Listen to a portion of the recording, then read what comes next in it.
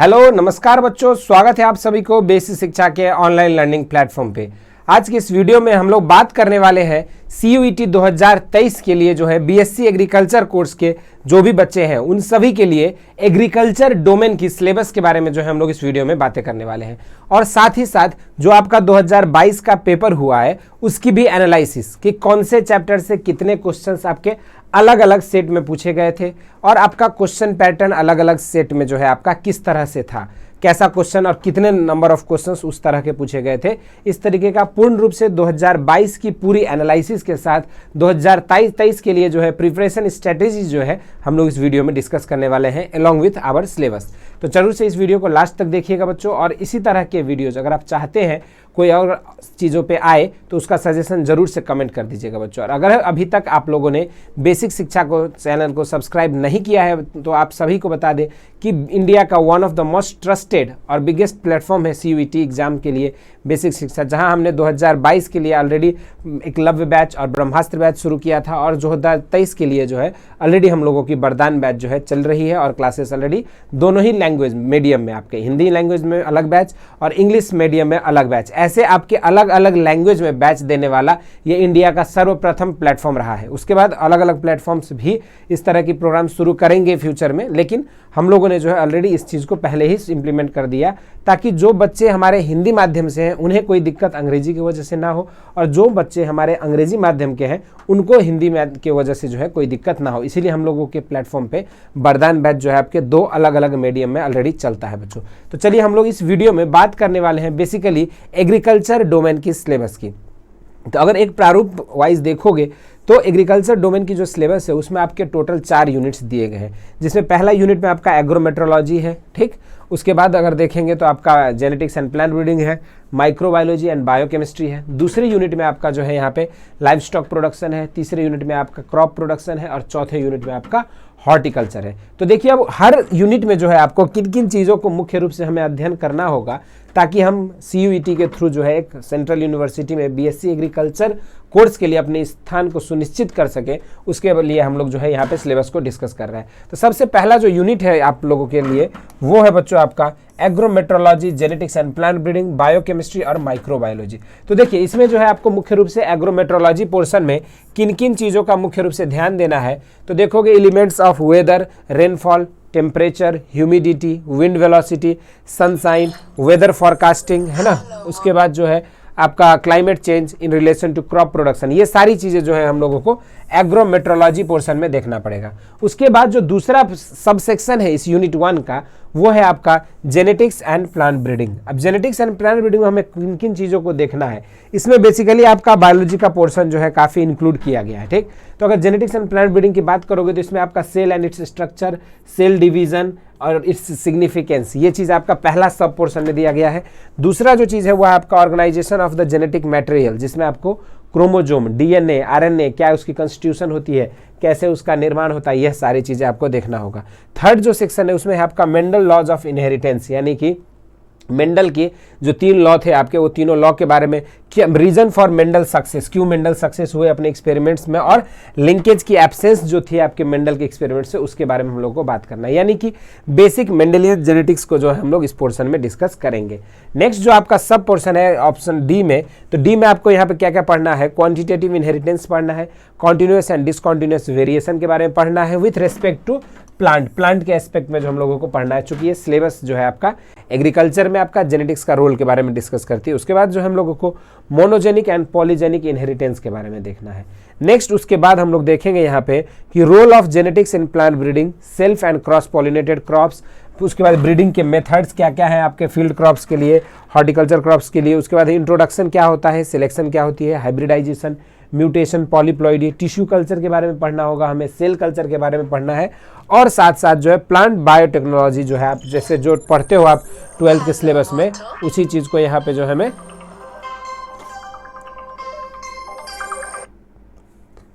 ठीक है। तो ये सारी चीज़ें हम लोगों को देखना होगा। उसके साथ साथ जो है बायोटेक्नोलॉजी की स्कोप के बारे में भी हमें पढ़ना है बच्चों।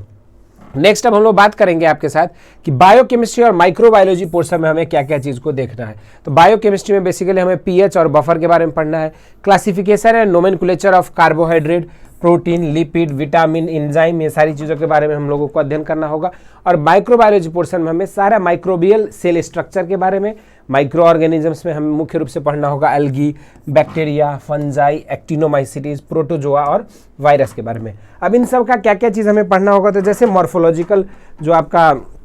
स्ट्रक्चर होता है उसके बारे में, इनकी मुख्य रूप से क्या कंपोजिशन है, किन चीज़ों से बने रहते हैं और इनका क्या रोल है आपका सोसाइटी में और इन्वायरमेंट में, ठीक, इसके बारे में पढ़ना है। नेक्स्ट हम लोग पढ़ेंगे role of micro organisms in respiration, fermentation and organic matter decomposition, यानी कि उसका जो मुख्य रूप से आपका सिलेबस क्या है आपका माइक्रोबायोलॉजी का, ये चीज़ें हमने यहाँ पे डिस्कस किया है। अब हम लोग बात करेंगे नेक्स्ट जो पॉइंट है आपका वो है लाइव स्टॉक प्रोडक्शन के बारे में। ये आपका दूसरा यूनिट है। बेसिकली ये आपका पूरा जो है हमें क्या पढ़ना पड़ेगा यहाँ पे,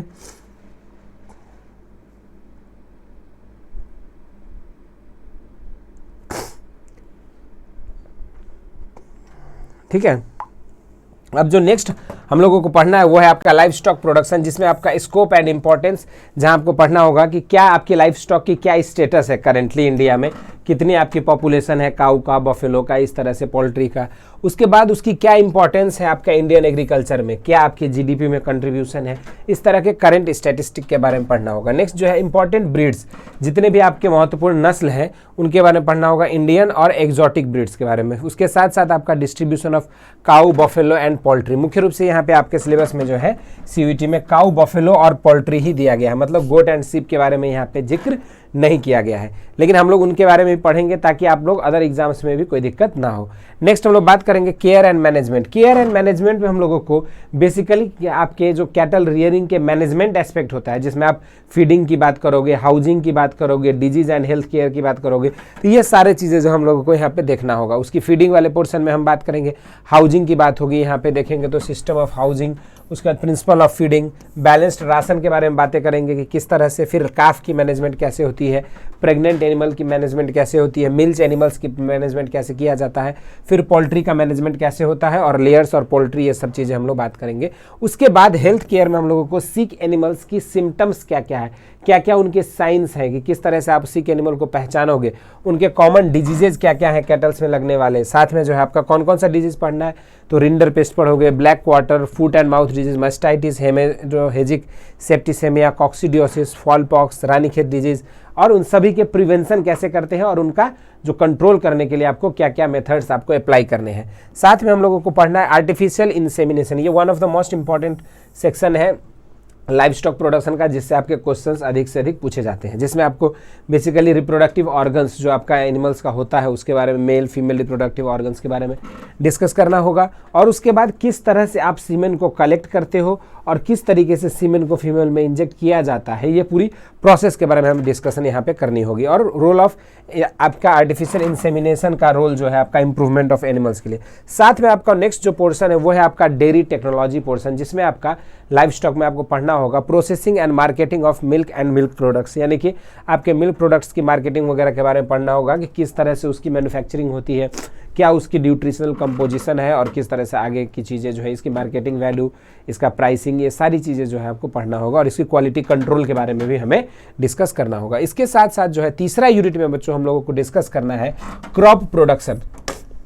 क्रॉप प्रोडक्शन के में जो है आपको दो चीज़ें यहाँ पे इंक्लूड किया गया है, आपका weed management, water management, soil science और आपका फसल उत्पादन, जिसमें आपको अलग अलग क्रॉप के पूरी स्ट्रक्चर जो आपकी ग्रो कहाँ होती है, कैसे होती है, उसकी इंट्रोडक्टरी पार्ट, उसके yield part, disease part, paste part, सारी चीज़ें हमें डिस्कस करना पड़ेगा। तो सबसे पहले हमें इंट्रोडक्टरी पार्ट में क्या डिस्कस करना है कि फूड ग्रेन प्रोडक्शन में इंडिया का स्टेटस क्या है, इंडिपेंडेंस में भी और आपका इंडिपेंडेंस मतलब आज़ादी के बाद जो है क्या क्या चीज़ें रही है, किस तरीके से सस्टेनेबल क्रॉप प्रोडक्शन हो सकता है, इसके बारे में बातें करेंगे। और बात करेंगे हम लोग कॉमर्शियलाइजेशन जो एग्रीकल्चर में हो रही है उसके बारे में, किस तरह से एग्रीकल्चर में कॉमर्शियलाइजेशन हो रहा है। साथ में हम लोगों को बात करना होगा क्लासिफिकेशन ऑफ फील्ड क्रॉप्स के बारे में, जिनका किस किस बेसिस पे, तो उनकी यूटिलिटी यानी कि उनकी उपयोगिता के बेसिस पे किस तरह से उसको serial, pulses, oil seed, fibre, sugar and forage crop में डिफ्रेंशिएट किया गया है, इसके बारे में हम लोगों को देखना है। नेक्स्ट हम लोगों को देखना है बच्चों यहाँ पे सॉइल एंड फर्टिलिटी वाले पोर्शन है, आपको मैन्योर एंड फर्टिलाइजर के बारे में पूरा पढ़ना होगा। फिर सॉइल की properties, physical, chemical, biological properties के बारे में, और आपके इसेंशियल प्लांट न्यूट्रिएंट के बारे में पढ़ते हुए हम लोग बात करेंगे कि इंडिया में कितने प्रकार के सॉइल, टाइप्स ऑफ सॉइल को क्या क्या पाया जाता है, और आपका जो है ऑर्गेनिक फर्टिलाइजर और इनऑर्गेनिक फर्टिलाइजर और आपके जो है बायो फर्टिलाइजर के बारे में भी हम लोग बातें करेंगे मैन्योर्स एंड फर्टिलाइजर वाले सेक्शन में। उसके बाद जो है हम लोग बात करेंगे इरिगेशन एंड ड्रेनेज। ये बेसिकली जो है आपका वाटर मैनेजमेंट का पोर्शन है, किस तरीके से आप किसी भी पौधे में जल का प्रबंधन कर सकते हैं। तो इरिगेशन क्या होती है, टाइप्स ऑफ इरिगेशन क्या होता है, किस तरह से किसी भी क्रॉप के लिए इरिगेशन शेड्यूलिंग कर सकते हो, और उस क्रॉप में आपका क्रिटिकल स्टेज ऑफ इरिगेशन क्या होता है, ये सारी चीज़ें हम लोगों को डिस्कस करना होगा। सोर्स ऑफ इरिगेशन के बारे में बातें करेंगे और वाटर शेड मैनेजमेंट के बारे में भी हम लोगों को देखना होगा। इसके अलावा हम लोगों को बात करना होगा यहाँ पे sorry water requirement of crops के बारे में, और साथ ही जो है मेथड्स ऑफ इरिगेशन क्या क्या होता है, इन सब चीज़ों के बारे में डिस्कस करेंगे। नेक्स्ट जो पोर्शन है बच्चों वो है आपका weed control portion. Weed control में आपको बेसिकली वीड क्या होता है, टाइप्स ऑफ वीड, हर्बिसाइड क्या होती है, टाइप्स ऑफ हर्बिसाइड की क्लासिफिकेशन, और इंटीग्रेटेड वीड मैनेजमेंट के बारे में हम लोग बातें करेंगे कि किस तरीके से आप वीड का कंट्रोल कर सकते हो, जिसमें अलग अलग method cultural, mechanical, chemical, biological और इंटीग्रेटेड वीड मैनेजमेंट की बातें होंगी। उसके बाद हम लोग बात करेंगे क्रॉप्स के बारे में। अब किन किन क्रॉप के बारे में पढ़ना है इसको जरा देख लीजिए पहले आप लोग। राइस, व्हीट, मेज,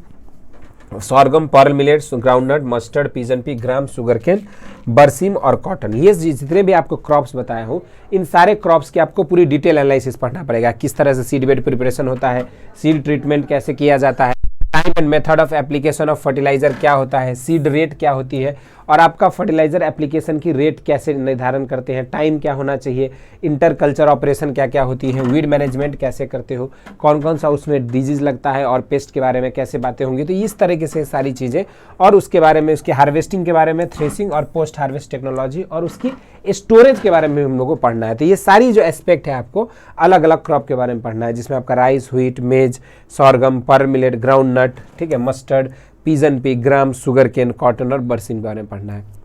नेक्स्ट और लास्ट यूनिट जो है बच्चों आपके सिलेबस के वो है हॉर्टिकल्चर पोर्शन, जिसमें आपको बेसिकली हमें बताना होगा कि वेजिटेबल क्या होता है, फ्रूट क्या होती है, फ्लावर्स क्या होती है, और कौन कौन सी फ्रूट, वेजिटेबल और फ्लावर्स पढ़नी है, ये सारी चीज़ें भी यहाँ पे मेंशन किया गया है। तो सबसे पहले तो हम लोगों को एक स्टैटिस्टिकल बैकग्राउंड पढ़ना होगा कि इंडिया में कौन सा फल कितना उत्पादन होता है और कहाँ होता है ज़्यादा, कहाँ कम होता है, ठीक है, और उसकी जो मेजर कॉन्स्टेंट क्या क्या है, क्या समस्या भारतीय किसानों को फल सब्जी खेती में आ रही है, ठीक है, गवर्नमेंट की जो नई पॉलिसीज आई हैं वो सब क्या क्या है, किस तरह से वो रिलेट कर रही हैं आपको। तो ये सारी चीज़ें हम लोग यहाँ पे बातें करेंगे। उसके बाद बात करेंगे हम लोग ऑर्चर्ड के बारे में, किस तरीके, ऑर्चर्ड मतलब क्या होता है, प्लेस जहाँ आप गार्डनिंग करते हो, जहाँ आप पौधे उगाते हो, तो उस प्लेस के बारे में किस तरह से आपको सिलेक्शन करना चाहिए ऑर्चर्ड का, किस तरीके से वहाँ प्रॉपर ग्रोथ एंड डेवलपमेंट होती है प्लांट की, ये सारी चीज़ें हम लोग बात करेंगे। फिर प्लांटिंग सिस्टम के बारे में बात करेंगे कि पौधों जो है कितने तरह के प्लांटिंग सिस्टम होती है, किस तरीके से इवनली हम लोग डिस्ट्रीब्यूट करते हैं, और उसके साथ साथ जो हम लोग बात करेंगे यहाँ पे उसके कुछ इंटर कल्चर ऑपरेशन के बारे में, जैसे ट्रेनिंग, प्रूनिंग, कटाई छटाई जो करते हैं, ये सारी चीज़ें किस तरह से हम लोग कोई भी पौधे को, ऑर्चर्ड क्रॉप को किस तरीके से हम लोग कुहासे से या सनबर्न से बचा सकते हैं। ग्रीन हाउस के बारे में बातें करेंगे, किस तरह से ग्रीन हाउस जो शेड करके हम लोग आर्टिफिशियल कंडीशन बनाते हैं ना, जिसमें आप पौधा को ग्रो कर सकते हो, उसके बारे में साथ में हम लोगों को पढ़ना होगा। यहाँ पे नेक्स्ट जो चीज़ है वो है tree, shrubs, climber, annual, perennial, इन सब के डेफिनेशन और एग्जाम्पल्स, क्योंकि डेफिनेशन और एग्जाम्पल्स काफ़ी इंपॉर्टेंट होते हैं। इनमें से कौन सा हमारा श्रब है, इनमें से कौन सा हमारा हर्ब है, इनमें से कौन सा हमारा जो है आपका ट्रीज है, तो इस तरह की चीज़ें जहाँ के लिए काफ़ी इंपॉर्टेंट होता था, इसको हम लोगों को यहाँ पे देखना होगा। फिर हम लोग बातें करेंगे बच्चों यहाँ पे फ्रूट्स में। अब देखो फ्रूट्स में क्या क्या फ्रूट हम लोगों को पढ़ना है, मैंगो, पपाया, बनाना, गुआवा, सिट्रस, ग्रेप्स, इन सब के बारे में पढ़ना है। वेजिटेबल में बात करेंगे तो radish, carrot, potato, onion, cauliflower, आपका स्पिनच, टोमेटो और आपका कैबेज और ब्रिंजल, ये सारी चीज़ें हम लोगों को पढ़नी होगी। फ्लावर्स में अगर बात करोगे तो ग्लैडियोलस, कन्ना, क्राइजेंथेमम, रोज और मैरीगोल्ड की जो है आपको तैयारी करनी पड़ेगी। उसके बाद हम लोग बात करेंगे पोस्ट हार्वेस्ट टेक्नोलॉजी, जिसमें हम लोग को बेसिकली क्या क्या मेथड्स हैं, किस तरीके से आपके क्या प्रिंसिपल्स हैं अलग अलग फल सब्जी वगैरह को प्रिजर्व करने के, इसके बारे में बातें होंगी। और जो है लास्ट में हम लोग बात करेंगे कि पोस्ट हार्वेस्ट के प्रोडक्ट्स जैसे जाम, जेली, शरबत, केचप, ये सारी चीज़ें किस तरह से मैन्युफैक्चरिंग की जाती है, उनकी क्वालिटी स्टैंडर्ड क्या होता है, FSSI क्या है, ठीक है, PFA क्या है, एडल्ट्रेशन एक्ट वगैरह, तो ये सारी चीज़ें हम लोग बातें करेंगे। तो इतना करने के बाद जो है बच्चों आपका पूरा एग्रीकल्चर की जो सिलेबस है वो कंप्लीट करा दी जाएगी, ठीक है। इसके लिए ऑलरेडी क्लासेस हमारे वरदान बैच की ऑलरेडी चालू है, रेगुलर आपकी लाइव क्लासेस रहती है, ठीक है, तो उसको आप ज्वाइन कर सकते हैं। अगर आप चाहते हैं किसी एक यूनिवर्सिटी में BSc एग्रीकल्चर का पार्ट बनने के लिए, तो आपका वो वरदान बैच का ज्वाइन करना बहुत ही आवश्यक है आपकी तैयारी को एक गतिशीलता देने के लिए और एक निरंतरता के लिए, ठीक है। चलिए अब हम लोग बात करते हैं यहाँ 2022 का जो आपका CUET का NTA का जो एग्जाम हुआ है, उसमें एग्रीकल्चर एग्जाम को टॉपिक वाइज क्वेश्चन को हमने क्या किया है, छांट के अलग अलग डिवाइड किया है। ये आपको जो है अभी तक जो है ये एनालिसिस आपको कहीं नहीं मिलेगा बच्चों, ठीक है। हो सकता है इसके बाद जो है आपको ये एनालिसिस करके अलग अलग प्लेटफॉर्म्स पे भी अवेलेबल हो जाए, कॉपी पेस्ट का ज़माना है, लेकिन आपको ये जो एनालिसिस, स्टैटिक एनालिसिस आपको और कहीं नहीं मिल पाएगा इस समय, ठीक है। तो देखते हैं यहाँ पे बेसिकली हमने जो पूरी सिलेबस है उसको अलग अलग सब यूनिट के हिसाब से हमने यहाँ पे जो है आपका अलग अलग सब यूनिट में जो है आपका टोटल इसको 10 सब यूनिट में हमने डिवाइड किया है पूरी सिलेबस को, ठीक। तो सबसे पहला जो सब यूनिट है वो है आपका एग्रोमेट्रोलॉजी, जहाँ पे अब आपका CUET 2022 का जो पेपर था उसमें आपके एग्रीकल्चर के 5 अलग अलग शिफ्ट में एग्जाम हुए थे, ठीक। अब यही 5 अलग अलग शिफ्ट की जो है पेपर की एनालिसिस हम लोग यहाँ पे कर रहे हैं। जैसे हम बात करेंगे 15 जुलाई को, 5 अगस्त को, 18 अगस्त, 25 अगस्त और 30 अगस्त को हमारा BSc एग्रीकल्चर के एग्जाम में जो है आपका एग्रीकल्चर डोमेन का पेपर हुआ था। ये जो है आपका किस चीज़ के लिए है, तो एग्रीकल्चर डोमेन के लिए। जिन बच्चों ने एग्रीकल्चर डोमेन का पेपर दिया था उनका जो एग्जाम हुआ था वो आपके अलग अलग ये 5 डेज में हुआ था, 15 जुलाई, 5 अगस्त, 18 अगस्त, 25 अगस्त और आपका 20 अगस्त, 30 अगस्त में। यानी कि आपका स्लॉट 1 में 1 दिन एग्जाम हुआ था और आपके स्लॉट 2 में जो आपका अलग अलग 4 दिन एग्जाम हुआ था। ये CUET 2022 की पेपर एनालिसिस कर रहे हैं। तो जो भी बच्चा 2023 का पार्ट बनना चाहता है किसी भी सेंट्रल यूनिवर्सिटी में BSc ऑनर्स एग्रीकल्चर के लिए, तो उसके लिए ये चीज़ जो है काफ़ी लाभदायक होगा कि किन चैप्टर को लिस्ट इंपॉर्टेंट है, कौन सा चैप्टर को ज़्यादा ध्यान दें, ये सब चीज़ें उनके लिए काफ़ी हेल्पफुल होगा। फिर हम लोग अगर बात करेंगे 18 अगस्त को 3 क्वेश्चन पूछा गया था, 25 अगस्त को 3 और 30 अगस्त को जो है आपका 4 क्वेश्चन पूछा गया था। फिर 5 अगस्त को आपका एग्रोमेट्रोलॉजी से क्वेश्चन नहीं पूछे गए। तो देखो ऐसा नहीं होता कि हर बार आपको जो है पार्टिकुलर एक चैप्टर से क्वेश्चन पूछा ही जाएगा, थोड़ी सी वेरिएबिलिटी रहती है। इसी तरीके से अगर हम सेल बायोलॉजी और जेनेटिक्स प्लांट ब्रीडिंग वाले पोर्शन की बात करें तो 11 क्वेश्चन जो है आपका 15 जुलाई को पूछा गया था, 9 क्वेश्चन जो है आपका 5 अगस्त को, 11 क्वेश्चन आपका 18 अगस्त को, 3 क्वेश्चन 25 अगस्त और 3 क्वेश्चन जो है 30 अगस्त को पूछा गया था बच्चों। इसी तरीके से अगर हम बात करेंगे बायोकेमिस्ट्री एंड माइक्रोबायोलॉजी की, तो उसमें जो है आपका 15 जुलाई को 6 क्वेश्चन, 12 जुलाई को 5 अगस्त को 12 क्वेश्चन, 3 क्वेश्चन 18 अगस्त के एग्जाम पूछा गया था, 5 क्वेश्चन आपका 25 अगस्त में और 30 अगस्त को जो है बच्चों 6 क्वेश्चन पूछे गए थे, ठीक। इसी तरीके से नेक्स्ट जो टॉप चैप्टर है वो है आपका एनिमल हस्बेंड्री, जिसमें हम लोग यहाँ पे बात करते हैं सिर्फ एनिमल वाले पोर्शन में। तो इसमें आपका 7 क्वेश्चन जो है आपका 15 जुलाई को, 11 क्वेश्चन 5 अगस्त को, 10 क्वेश्चन 18 अगस्त को, 9 क्वेश्चन आपको 25 अगस्त को पूछा गया था और 30 अगस्त के पेपर में भी 9 क्वेश्चन आए थे इस एग्जाम के। उसके बाद बात करेंगे क्रॉप प्रोडक्शन वाले पोर्शन में, तो वहाँ पे 15 जुलाई को 9 क्वेश्चन पूछे गए थे, 5 अगस्त को 8 क्वेश्चन पूछा गया था, 18 अगस्त को 5 क्वेश्चन पूछा गया था, 25 अगस्त को 8 क्वेश्चन और 9 क्वेश्चन जो है आपके 30 अगस्त की परीक्षा में पूछे गए थे। उसके बाद हम लोग बात करें सॉइल साइंस में, तो सॉइल साइंस में जो आपका 4 अगस्त को जो है 15 जुलाई को जो है 4 क्वेश्चन पूछा गया था और इसी तरीके से आपका 5 अगस्त को कोई भी क्वेश्चंस नहीं पूछे गए थे सॉइल साइंस पोर्शन से, ठीक है। तो उसके बाद आपका 18 अगस्त को 4 क्वेश्चन पूछे गए थे, 25 अगस्त में देखेंगे तो आपका 9 क्वेश्चन पूछा गया था और आपका 4 क्वेश्चन जो है आपके 30 अगस्त में पूछा गया था। नेक्स्ट हम लोग अब बात करेंगे वीड मैनेजमेंट और वाटर मैनेजमेंट में, तो 30 अगस्त को जो है वीड मैनेजमेंट, वाटर मैनेजमेंट और डेयरी टेक्नोलॉजी से कोई भी क्वेश्चन नहीं पूछे गए थे, लेकिन 25 अगस्त को 3 क्वेश्चन वीड मैनेजमेंट से, 1 क्वेश्चन डेयरी वाटर मैनेजमेंट और 1 क्वेश्चन डेयरी टेक्नोलॉजी से पूछा गया था। डेयरी टेक्नोलॉजी से 15 जुलाई को जो है 2 क्वेश्चन पूछे गए थे और वीड मैनेजमेंट से आपका 5 अगस्त को 2 क्वेश्चन, 18 अगस्त को 1 क्वेश्चन पूछा गया था और आपका वाटर मैनेजमेंट से बात करेंगे तो 1-1 क्वेश्चन जो आपका तीनों दिन पूछा गया था, जबकि आपका 25 अगस्त को 3 क्वेश्चन पूछे गए थे। उसके बाद लास्ट जो इंपॉर्टेंट टॉपिक था बच्चों वो है हॉर्टिकल्चर, जिससे आपके लगभग 7 क्वेश्चन आपके 15 जुलाई को, 7 क्वेश्चन 5 अगस्त को, 18 क्वेश्चन जो है आपका यहाँ पे 18 अगस्त को पूछा गया था, 14 क्वेश्चन आपके 25 अगस्त को और 10 क्वेश्चन जो था बच्चों वो आपका कहाँ से पूछा गया था, तो 30 अगस्त को पूछा गया था, ठीक है। अब देख रहे हो आपकी किसी एक पार्टिकुलर जो चैप्टर है उसमें बहुत ज़्यादा क्वेश्चन हर सेट में पूछा गया है, ठीक। तो वो पार्टिकुलर सेट में क्वेश्चन जो है कैसे ज़्यादा हुआ है उसके बारे में हम लोग बात करेंगे। पहले ये समझेंगे कि कितना डाइवर्सिटी था क्वेश्चंस का, क्या बात करेंगे हम लोग यहाँ पे कि कितनी हमारी क्वेश्चंस की डाइवर्सिटी थी जो आपके एग्जाम में पूछा गया था। डाइवर्सिटी क्वेश्चन की, क्वेश्चंस डाइवर्सिटी ऑफ क्वेश्चन, अब क्वेश्चंस डाइवर्सिटी की अगर बात करोगे, मतलब आपके कितने कितने टाइप के क्वेश्चन पूछे गए थे और कितने कितने नंबर्स में पूछे गए थे, ठीक। तो अगर हम बात करेंगे तो नॉर्मल एमसीक्यूज कहने का मतलब हुआ आपका सिंपल एक क्वेश्चन पूछा गया था, उसके बाद आपके नीचे जो है 4 ऑप्शंस दिए गए थे, जिनमें से एक ऑप्शन को आपको सही मानना था या एक ऑप्शन आपको टिक करना था या सेलेक्ट करने थे। तो उस तरह के नॉर्मल मल्टीपल चॉइस क्वेश्चन जो है आपका 25 क्वेश्चन 15 जुलाई को, 16 क्वेश्चन 5 अगस्त को, 31 क्वेश्चन जो है 18 अगस्त को पूछा गया था, 30 क्वेश्चन 25 अगस्त को और 30 क्वेश्चन जो है आपका 30 अगस्त को पूछा गया था। मतलब मैक्सिमम जो पोर्शन था आपका क्वेश्चन का वो कहाँ से था, तो नॉर्मल एमसीक्यू बेस्ड थे। उसके बाद हम बात करेंगे दूसरा जो मैच द कॉलम बेस्ड है, जिसमें आपके 2 अलग अलग कॉलम पे दिया रहता है आपका 1 कॉलम, कॉलम 1 कॉलम 2, और उसमें आपको मैच करना होता है। तो उस तरह के सवाल आपके 4 क्वेश्चन 15 जुलाई को, 11 क्वेश्चन 5 अगस्त को, 4 क्वेश्चन जो 18 अगस्त को, 25 अगस्त को 5 क्वेश्चन पूछे गए थे और 30 अगस्त को 4 क्वेश्चन पूछा गया था। इसी तरीके से अगर हम बात करेंगे नेक्स्ट जो है आपका यहाँ पे स्टेटमेंट बेस्ड में क्या था, जैसे एक पॉइंट दिया हुआ है और नीचे 4-5 स्टेटमेंट दिए, अब इनसे कौन सा सही है कौन सा गलत है, इस तरीके के चूज करने वाले जो स्टेटमेंट बेस्ड क्वेश्चंस थे वो आपके 11 क्वेश्चन 15 जुलाई को पूछे गए थे, 13 क्वेश्चन 5 अगस्त को पूछे गए थे, 5 क्वेश्चन 18 अगस्त को, 5 क्वेश्चन आपका 25 अगस्त को और 6 क्वेश्चन जो है बच्चों आपका 30 अगस्त को पूछा गया था। इसी तरीके से अगर हम बात करेंगे कि पैराग्राफ बेस्ड क्वेश्चन, जो पैराग्राफ बेस्ड क्वेश्चन कहोगे, जिसमें सिंपल आपका कॉम्प्रिहेंसिव पैराग्राफ वाला एक पैराग्राफ लंबा सा दिया हुआ था और उसी से रिलेटेड आपके जो है सवाल पूछे गए थे नीचे और उसको आपको पैराग्राफ पढ़ के आंसर देना था। उस तरह के जो है आपके लगभग यहाँ पे जो है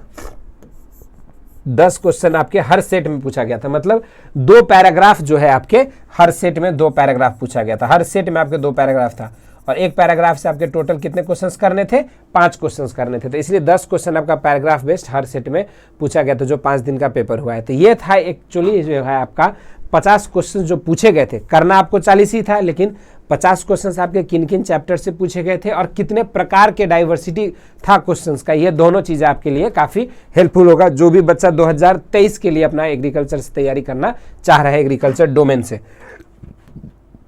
अब हम लोग अगर बात करेंगे मिशन 2000 CUET 23 के लिए जो है हम लोगों का वरदान बैच जो है शुरू हो चुका है। अब वरदान बैच में आपको क्या क्या चीज़ें मिलने वाली है इसके बारे में बात करें तो आपको जो है यहाँ पे डिटेल्ड थ्योरी क्लासेस मिलेंगे, क्लास नोट्स मिलेगा, ठीक है। अब ये आपके chapter wise DPP with solution, क्योंकि आपको वन एंड ओनली प्लेटफॉर्म है जो आपको DPP set with solution, video solution भी हम लोग DPP सीट का आपको प्रोवाइड करते हैं। जो क्वेश्चंस आपको दिया गया है उसके आंसर्स तो आपको दिए ही जाएंगे ऑब्वियसली, लेकिन सारे क्वेश्चंस को हम लोग जो हमारे मेंटर्स जो है वो आपको लाइव सॉल्यूशन करके दिखाते हैं, उसको पूरा सॉल्व किया हुआ आपको जो है वीडियो सॉल्यूशन प्रोवाइड किया जाता है DPP सीट का। इसके साथ साथ जो है लाइव एंड रिकॉर्डेड क्लासेस रहती है,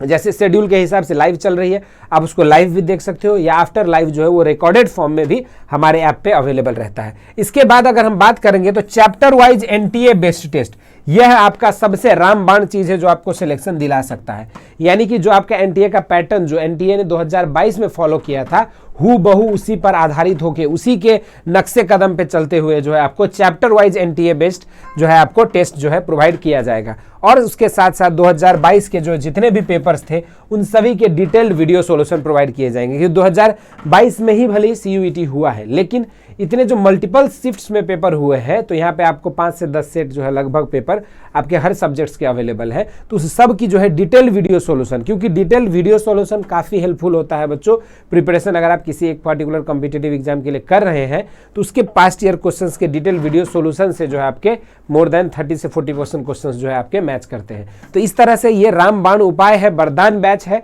जो बच्चे CUET 2023 के लिए आपके BA, BCom, BA LLB, BSc agriculture जैसे कोर्स, BCom जैसे कोर्सेज के लिए जो भी बच्चा अगर आप पार्ट होना चाहते हैं एक रेप्यूटेड अपने ड्रीम यूनिवर्सिटी, मनचाहा यूनिवर्सिटी में आप सिलेक्शन चाहते हैं, तो आप सभी के लिए जो इन सब फीचर्स के साथ आपका जो है क्लासेस, थ्योरी, आपके वीडियो सॉल्यूशन सब कुछ जो है अवेलेबल है। और इसके लिए आपको करना क्या है, बस आपको सिंपल आपको यहाँ पे जो प्ले स्टोर से जाके अपना ऐप जो है हमारा बेसिक शिक्षा का डाउनलोड कर लेना है, या तो फिर आप सिंपल जो है इस नंबर पर भी कांटेक्ट कर सकते हैं। जैसे ही आप इस नंबर पे कांटेक्ट करेंगे हमारी टीम जो है आपसे बातें करेंगी और आपको सारी इंफॉर्मेशन जो भी आपको जानकारी चाहिए वो चीज़ अवेलेबल करा दी जाएगी। अब इस सभी के लिए जो है आप सभी के पास जो है एक दिवाली फेस्टिवल ऑफर बच्चों, यह आपको वन एंड ओनली जो है आपको बेसिक शिक्षा पे प्रोवाइड किया जा रहा है, जिसमें आपके जो वन मीडियम के कोर्सेज थे, जो आपके या तो मैंने आपको स्टार्टिंग में बताया था कि बेसिक शिक्षा ही ऐसा प्लेटफॉर्म है जो आपके अलग अलग मीडियम में आपको अलग अलग बैचेस दे रही है। तो अगर कोई बच्चा पार्टिकुलर एक बैच को लेना चाहता है, आइदर हिंदी मीडियम और इंग्लिश मीडियम, तो उन सभी का जो कोर्स था वो हमारा प्राइस था 3000, जिसमें आपका अगर आपने कोड दिवाली कोड यूज करेंगे, यहां से ये नोट कर लीजिए DIWALI, दिवाली कोड जैसे ही आप यूज करेंगे तो यह जो आपका 3000 का कोर्स है यह आपको 2000 में मिलने लगेगा। और उसके बाद जो बच्चा अगर चाहता है कि दोनों ही मीडियम के बैचेस हम ज्वाइन करें, हिंदी और इंग्लिश, ठीक है, तो जो उन बच्चों का ये टारगेट है कि दोनों ही बैच ज्वाइन करें, उन सभी के लिए जो है आपका कोर्स का प्राइस हो गया है 4000 के जगह पे आपका 3000 रुपए। यानी कि आपको भी कौन सा कोड यूज करना पड़ेगा, DIWALI। जैसे ही आप दिवाली कोड यूज करेंगे तो आपको जो है 1000 का हेवी डिस्काउंट मिल जाएगा। अब ये जो आपका ऑफर है ये कितने तारीख तक वैलिड है, तो ये आपका ऑलरेडी 20 अक्टूबर से शुरू हो चुका है और 31 अक्टूबर जो है इसके लिए लास्ट डेट है, ठीक है। तो जो भी बच्चा अगर आप चाहते हो हमारे वरदान बैच को लेना, तो आप सभी के लिए अभी कोर्स लेने का बहुत ही सुनहरा मौका है। आपको 1000 रुपए का जो हेवी डिस्काउंट प्रोवाइड किया जा रहा है। अगर सिंगल बैच है तो आपको 2000 में मिल रहा है, और अगर आप दोनों ही मीडियम का बैच ले रहे हैं तो वो भी आपको सिर्फ और सिर्फ 3000 के मिनिमम कॉस्ट में जो है अवेलेबल है। तो जरूर से आप हमारे व्हाट्सएप नंबर पे कांटेक्ट करके इस कोर्स को परचेज कर सकते हैं और CUET 2023 में अपने मनचाहा विश्वविद्यालय का पार्ट हो सकते हैं। उसके बाद हम लोग बात करेंगे बच्चों आप हमारी रिजल्ट्स की। तो 2022 की जो CUET की रिजल्ट्स रही, अगर सारे सब्जेक्ट्स में अगर देखेंगे तो 1000 प्लस स्टूडेंट ने जो है 99 परसेंटाइल से ऊपर लेकर आए हैं। उसके बाद अगर हम बात करेंगे दूसरा, तो 3 डोमेन में अगर हम देखेंगे तो तीनों डोमेन में 100 परसेंटाइल लेके आने वाले हमारे पास 200 से प्लस बच्चे हैं। यह आपकी स्टैटिस्टिक्स जो है बोल रहा है, जो हमारे बच्चों के रिजल्ट्स जो उन्होंने शेयर किया है हमसे, उसके बेसिस पे हम लोगों ने ये स्टैटिस्टिक तैयार किया है। उसके बाद अगर हम बात करेंगे कि जितने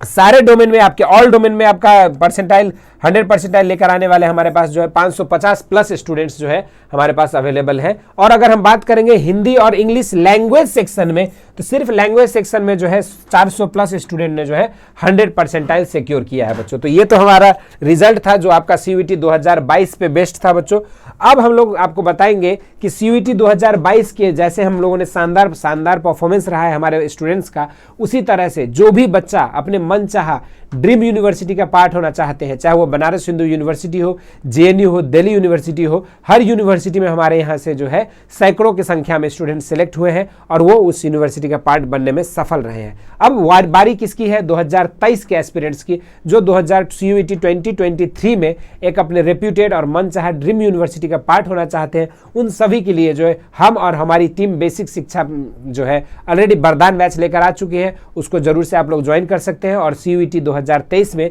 अपने ड्रीम यूनिवर्सिटी को क्रैक कर सकते हैं। इसी तरह के अपडेट के साथ हम लोग फिर मिलेंगे अगली वीडियोस में। अगर आप लोगों को ये वीडियो पसंद आए तो इसको जितने भी आपके एग्रीकल्चर एस्पिरेंट्स है सभी तक ये डोमेन का जो वीडियो है आपका पूरी एनालिसिस भी बताया है हमने, तो इसको जरूर से शेयर करें। और चैनल पर अगर अभी तक आप लोग नया है तो इसको सब्सक्राइब कर लीजिए, क्योंकि CUET से रिलेटेड तमाम अपडेट्स जो है आपको हमारे चैनल बेसिक शिक्षा पे मिलती रहेगी। धन्यवाद।